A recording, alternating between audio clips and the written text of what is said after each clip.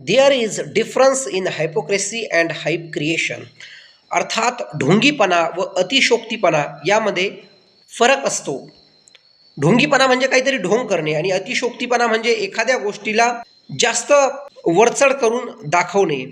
आता महाराष्ट्र सरकार विरुद्ध दोन सोशल मीडिया इन्फ्लुएन्सर्स, त्यामध्ये रविराज साबळे पाटील व एक त्रिशूळ नावाचे आहेत, जे मराठा आंदोलनाशी निगडीत आहेत. रविराज साबळे पाटील असं म्हणतायत की मला जीवे मारण्याची धमकी देण्यात येत आहे, मला संपवण्याचा कट रचण्यात येत आहे. मी याला सरळ सरळ ढोंगीपणा म्हणेल.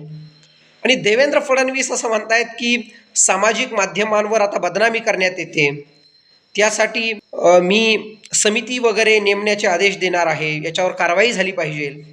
माझं या दोघांनाही एवढं म्हणणं आहे की देवेंद्र फडणवीसांनी कुठेतरी नोटिसा पाठवण्यापेक्षा त्यांच्याकडे अधिकारी लोक पाठवावीत की बाबा नेमकं ह्या युवकाचं म्हणणं काय आहे आणि ती म्हणणं शांततेने ऐकून घ्यावं.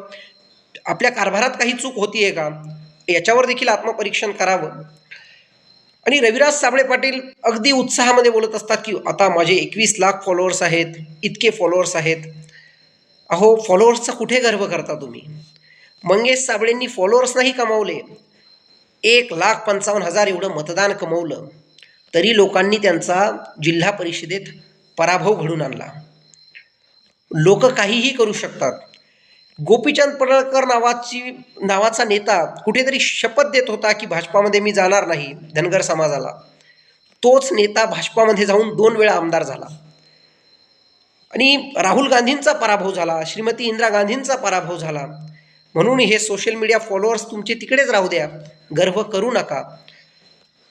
माझं एवढंच म्हणणं आहे की फडणवीसांना देखील आणि रविराज साबळे पाटलांना देखील फडणवीसांनी कुठेतरी त्यांना नोटीस पाठवून, आणि सोशल मीडिया इन्फ्लुएन्सर्सला हेच हवं असतं, शासकीय नोटिसा येणे, कुठेतरी शासनाने त्यांच्याकडे लक्ष द्यावं.